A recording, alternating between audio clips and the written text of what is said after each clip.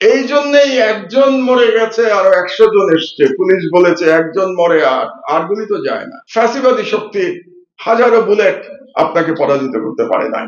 আমাদের জুলাই বিপ্লবে এক অবিস্মরণীয় ঘটনা ঘটে গেছে। বাংলাদেশকে উপনিবেশ হিসেবেই বিবেচনা করে এসছে ভারত এ যাবৎকাল, এবং বাংলাদেশে শেখ হাসিনার শাসনের মাধ্যমে সেই উপনিবেশকে তারা পাকাপোক্ত করতে চেয়েছিল, এবং 15 বছরেরও কিছু দীর্ঘ সময় বাংলাদেশের রাষ্ট্রের কোনো মূল্য ছিল না, বাংলাদেশের জনগণের কোনো মূল্য ছিল না।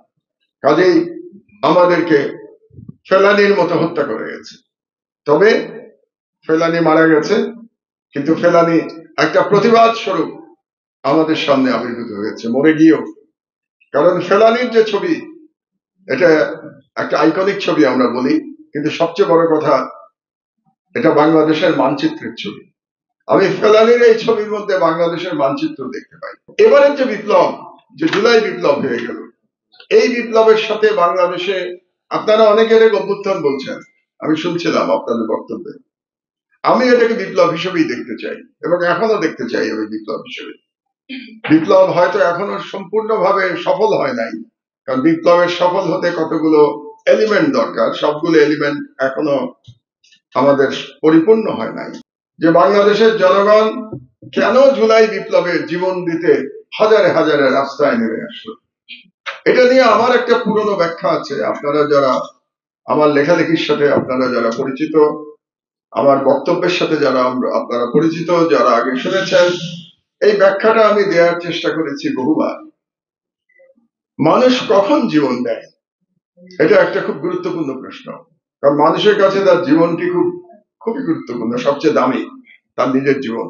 সেই জীবন কখন উৎসর্গ করে, এ ব্যাপারে আমার 3টি ব্যাখ্যা আছে। একটি হচ্ছে ব্যক্তিগত কারণে মানুষ জীবন উৎসর্গ করে, যেমন ধরুন কোনো হতাশা থেকে, কিংবা কোনো প্রাপ্তি অপ্রাপ্তির বেদনা থেকে, পারিবারিক অশান্তি থেকে মানুষ জীবন দেয়। তার মানে জীবনের প্রতি বীতশ্রদ্ধ হয়ে মানুষ জীবন দেয়। এর বাইরে মানুষ জীবন দেয় দুটো কারণে। একটা হলো তার নিজের দেশের জন্য জীবন দেয়, অকাতরে জীবন দেয় মানুষ নিজের দেশের জন্য। দেশ বলা হয় না, দেশ মাতৃকার জন্য সবাই এগিয়ে আসে, গুলিকে উপেক্ষা করে। আর তৃতীয় একটি কারণে জীবন দেয় মানুষ, মানুষ ধর্মের জন্য জীবন দেয়। এটা পৃথিবীর ইতিহাস ঘাটলে আপনারা দেখবেন, যুগে যুগে মানুষ তার ধর্মের জন্য জীবন দিয়েছে। আমাদের জুলাই বিপ্লবে এক অবিস্মরণীয় ঘটনা ঘটে গেছে। এই ঘটনায় মানুষ জীবন দিয়েছে দেশের জন্য এবং ধর্মের কারণে। এইবারের বিপ্লবে প্রথমবারের মতো দেশপ্রেমের সাথে ধর্মপ্রেম জড়িত হয়েছে, প্রথমবারের মতো বাংলাদেশের ইতিহাসে। এই জন্যে এই বিপ্লবের একটা আলাদা ভিন্ন চরিত্র আছে। এই কারণেই এই বিপ্লবে সেকুলার যে বিশ্বাস করে, যে তরুণ সেকুলার আদর্শে বিশ্বাস করে, সে জীবন দিয়েছে। এই বিপ্লবে যে তরুণ ইসলামী আদর্শে বিশ্বাস করে, সে জীবন দিয়েছে। তার কারণ হচ্ছে যে ইসলামী আদর্শে জীবন দিয়েছে সেও দেশকে ভালোবাসে, কিন্তু তার মনে হয়েছে যে এইবারের লড়াই শুধুমাত্র বাংলাদেশকে ফ্যাসিবাদ মুক্ত এবং ভারতীয় হেজিমনি মুক্ত করবার লড়াই নয়। এবারের লড়াই আমাদের, যেহেতু এই দেশের অধিকাংশ জনগোষ্ঠী ইসলাম ধর্ম বিশ্বাসী, এবারের লড়াই আমাদের ইমানের লড়াই।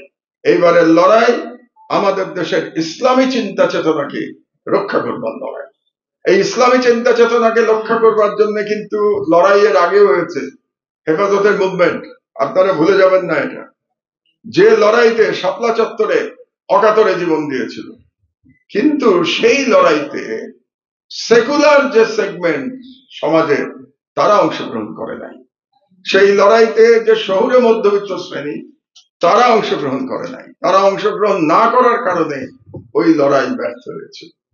এবারকার লড়াইয়ের তাৎপর্যটাই হচ্ছে যে এবারের লড়াইতে যেমন ইসলামী চেতনার মানুষ জীবন দিয়েছে, তরুণেরা, প্রধানত তরুণেরা জীবন দিয়েছে। এটা আমাদের স্বীকার করতে হবে। কারণ যারা শহীদ দেখছি, শহীদদের লিস্টের মধ্যে সব তো তরুণদেরই দেখতে পাচ্ছি। ওই আমার বয়সী তো আমি কাউকে দেখি নাই, এমনকি আমিও ছিলাম না, আমি দেশে ছিলাম না। থাকলেও তরুণদের মতো এত সাহস করে গুলির সামনে দাঁড়াতে পারতাম কিনা আমি জানি না।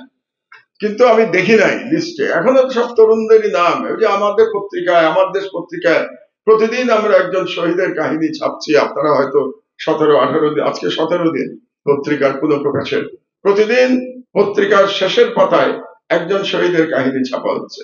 সেখানে সবাই তরুণ কিশোর, তারা জীবন দিয়েছে। এমনকি আমি যদি 5 তারিখের কথাও বলি, 5 তারিখে মাদ্রাসার ছেলেরা লড়াই করছে যাত্রাবাড়িতে, সেখানে প্রধান আলো মাদ্রাসার ছেলেরা লড়াই করছে। আর এদিকে আবার চাংখারপুরে লড়াই করছে ঢাকা বিশ্ববিদ্যালয়ের ছেলেরা, উত্তরায় লড়াই করছে প্রাইভেট ইউনিভার্সিটির ছেলেরা। তো তার মানে এক অবিস্মরণীয় লড়াই, যেখানে দেশপ্রেম এবং ইসলামের জন্য প্রেম একাকার হয়ে গিয়েছিল। এই জন্যই একজন মরে গেছে আরো 100 জন এসছে। পুলিশ বলেছে একজন মরে আর গুলি তো যায় না। কারণ এই যে মুহূর্তে আপনার মনে রাষ্ট্র বাঁচানোর ইচ্ছা এবং স্বাধীনতার যে স্পৃহা, মানুষের ফ্রিডম, এটার স্পৃহা এবং আপনার ধর্ম বাঁচানোর স্পৃহা এক হয়ে গিয়েছে, আপনি এক কি বলবো, যে মানে একেবারে আপনাকে আর পরাজিত করা যায় না, অপরাজয় শক্তিতে পরিণত হয়েছে। এই জন্যেই ফ্যাসিবাদী শক্তির হাজারো বুলেট আপনাকে পরাজিত করতে পারে নাই, কারণ আপনি তখন অপরাজয় শক্তিতে পরিণত হয়েছে। আমাদের এই অপরাজয় শক্তিটা ধরে রাখতে হবে।